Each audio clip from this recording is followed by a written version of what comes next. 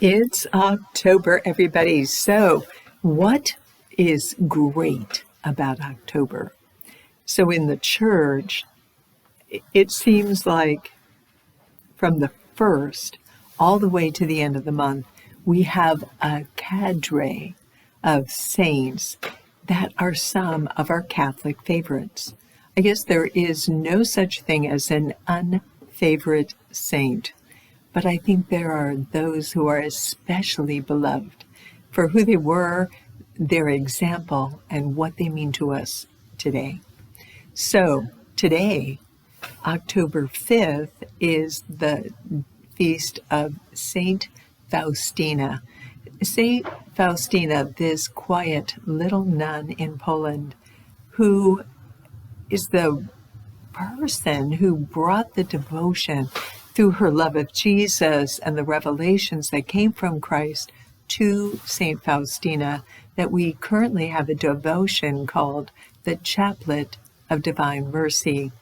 That whole image of the Divine Mercy, is due to her deep spiritual prayer life and her writings and her diary and all that it brought to the church in this devotion. So that's today. We've had St. Francis of Assisi yesterday. Everybody loves St. Francis. We had the Feast of the Guardian Angels. I guess it's called the Holy Guardian Angels on the 2nd of October. You and I, all people, have been given by God Himself their own angel. That's what a guardian angel is. So important is this to us that we celebrate it. And again, the day that we do that is October 2nd. The very first day of October was Thérèse of Lisieux, a French saint. People love Saint Thérèse. And like I said, you go into any church in France and you will see her picture and memorials and things that bring her sainthood and what she brings to the church kind of on foray. In addition to these, there's a young saint. When Father Hans was at Holy Trinity, he talked about Blessed Carlos Acutis. Carlos was a young man, died of cancer, and in his young life did all sorts of things to promote the Eucharist. He created a website. Interesting, a young man, because this wasn't all that long ago, had the computer skills and all of today's age to bring Eucharistic miracles to the attention of the church. His website is still out there. And like I said, his feast day is this month. Let me see what the date is. It is on October 12th. With this, we have Teresa of Avila, a great Carmelite saint. We have Saint Luke, the evangelist. We have Saint Ignatius of Antioch, one of the fathers of the church. We've got Saint Pope John Paul II is, in this group. So is the saint and pope that called the Vatican Council, the Second Vatican Council, John the 23rd. In all of these saints, we find the examples of what it means to be a holy person, how to lead a holy life devoted to Christ. And they become examples for you and me to lead our life that way.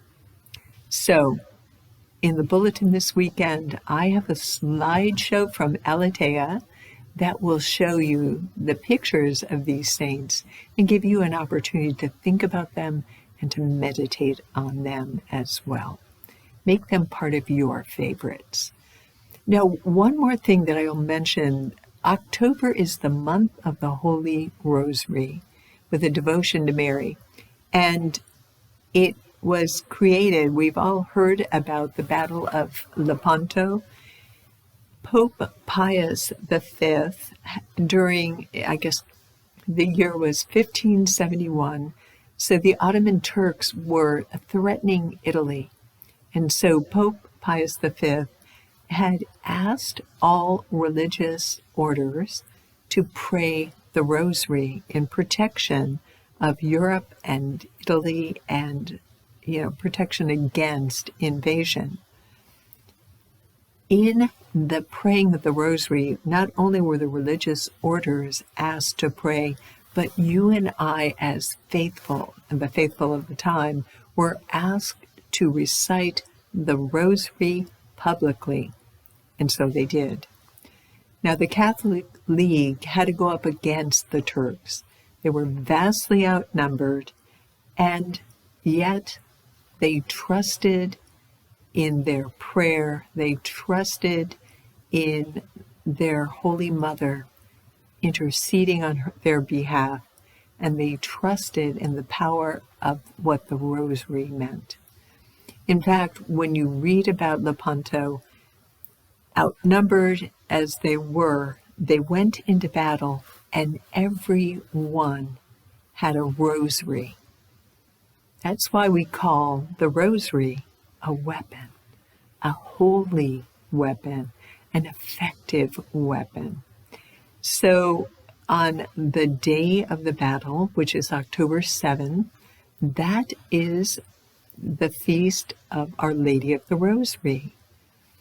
Now, a few hundred years later, the Pope at the time, which was Pope Leo XIII, decided to, instead of just having one day devoted to Our Lady of the Rosary, made the entire month of October devoted to Mary and the Rosary.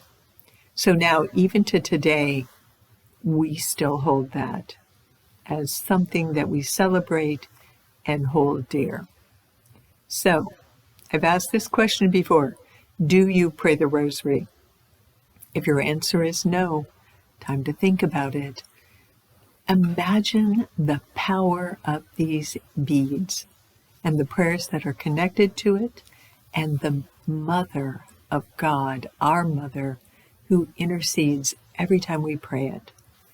Imagine the power that this gives to protect our families, to protect our country, to protect the world. Our Lady of the Rosary, intercede for us, and you, my friends, pick up your beads and pray the Rosary.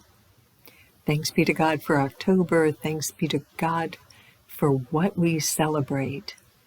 And thanks be to God for a good, sunny, and beautiful October day to tell you about it. See you at Mass this weekend. And, like I said, celebrate well. God bless you.